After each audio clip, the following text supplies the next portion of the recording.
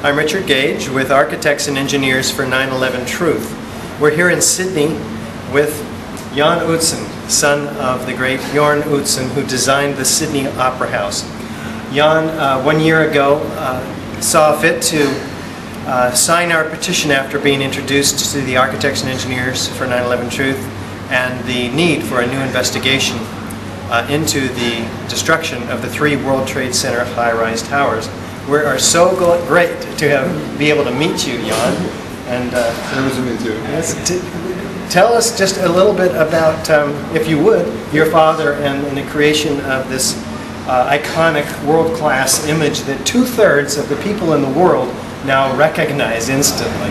Oh, well, it was a competition in '57, and which he was so lucky to win, because it takes a lot of luck, a lot of different things to happen at the same time to do that, and also that the country at the time allowed such a construction to go ahead. It was unheard of, but it could only happen in Australia. If you didn't want the same competition in Denmark, it would never have happened. Yes. Okay, well, good. Well, let's talk now about what initially inspired you to sign our petition and when that happened and why. Well, because I think that once you get some sort of feeling that things are not right, you want to put it right. You want to have the information that convinces you that this is true, this is what happened, and as long as you are in doubt about that, or at least as long as a lot of people are in doubt about what actually happened, I think the whole story deserves a closer scrutiny. And for that, I think it is important that we get all the things on the table, all the different facts, and see what is actually right. Because if somebody there are indeed trying to cover something up, it's good to get it out of the open, because what else would they be covering up? Right. Good question. All right, so you're calling for a new investigation of the destruction of these 3 high-rises? I think it's a natural thing to require or ask for, if you will, such an investigation, since there seem to be so many unclear facts in this situation. Whether these unclear facts are created by the media or by people, I don't know, but at least let's take it all apart and see what's fact and what's fiction. So you're about truth. Yes, certainly. Well, so when did you first become aware of the collapse of Building 7? Actually, quite a long time after the event happened. Right. Okay. Well, what are the features of the collapse of World Trade Center 7 that caused you to be disturbed? The fact that nothing had hit it, that the upper stories were all intact when it suddenly collapsed. And how can it collapse? I mean, I understand the other buildings, you see a plane going, you see fire for a while, even if you're told that it's because all the steel structure is melting and suddenly it gives away and it collapses. You accept that, and then suddenly you see this building next door collapsing for no apparent reason. And what did this collapse look like to you? It looked like it was a demolition more than anything else. So, and I mean, that it looks very much like some of the footage you have seen from other buildings, like Discovery Channel sometimes shows big demolitions of buildings going down. It looks exactly like that. Yeah, enough to warrant an investigation, I guess. Yeah, absolutely. Okay. At least when it is sold as something that collapsed due to the impact of the aircraft in the other 2 towers, you start to wonder. Yes. Well, let's talk about the other 2 towers. After you saw the movie 9/11 Blueprint for Truth, what caused you to doubt the official story? Mostly that some of the questions that were posed by other people later on. Like what? The sequence seen from across the New York harbor of the Twin Towers, and the rate of fall, and the way they actually collapsed.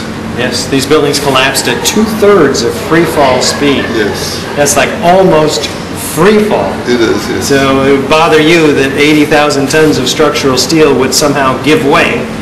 What caused it to give way? Is that a question you have too?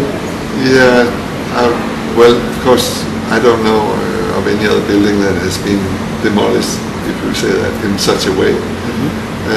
But I would expect maybe it would be tilting, or it would be doing all sorts of things. Falling organically through the path of least resistance? Or something like Instead that. of straight down through the 80,000 tons? Then, of course, it's such a huge mass that sits on top, so it's not going to shift its trajectory very much.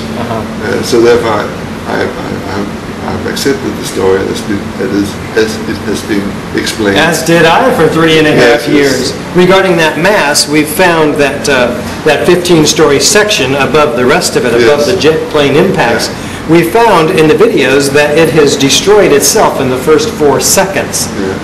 Telescoping in on itself before there's any movement downward, such that in all of the videos and photos, there's no pile driver driving the rest of the building down. It's tearing itself apart. Because you would think that if you, of course, I don't know the degree of security that the structure has inherent, whether it's dimensioned to take 3 times the load, or 4 or 5 times the load it's supposed to take. But of course, if you took 3 or 4 stories out of the building in one go, and the whole lot fell on top of that, like one big lump, that's one situation. But if it crumbles slowly, it's a different situation. And it's amazing that it can happen that way. But what struck me most was, of course, Building 7 when that collapsed. Because why did this happen? Because that must have been taken out from below. And whether the shock wave of the 2 towers had gone up, but then some other buildings would have collapsed as well. Right, and that wasn't their explanation. They cite normal office fires, not even debris impacts from the north tower. And you saw nothing in the elevations from the outside. Suddenly it collapsed. Yes, there's no deformations in the exterior perimeter. And that was a perimeter moment-resisting frame. I mean, that was a very rigid structure on the perimeter. So one would have expected it to maintain its integrity. Well, all of this has only cost me, I'm not saying it's not true in that sense, but I'm saying I'm concerned with the story, and I would love to hear some very good explanations on why this is so.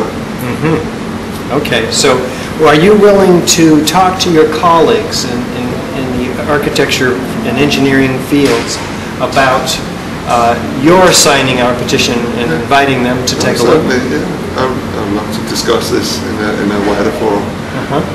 If you don't want to talk about what might be true or what might be false, then you might as well go into the closet and forget about it. Did you hear that? I agree with you 100%. Well, it's just been awesome to talk to you. Thank you so much. You're welcome. Good luck with your tour around Australia and New Zealand. Yes, thank you. We're on a tour. We're going to be going to Brisbane, Melbourne, and also Auckland and in New Zealand and Japan. 7 stops in Japan. And it turns out that Jan has met Yukihisa Fujita from Japan, and we're very excited to be able to follow in Jan's footsteps and meet Yukihisa Fujita, the key senator in Japan as well. So bye from the Sydney Opera House.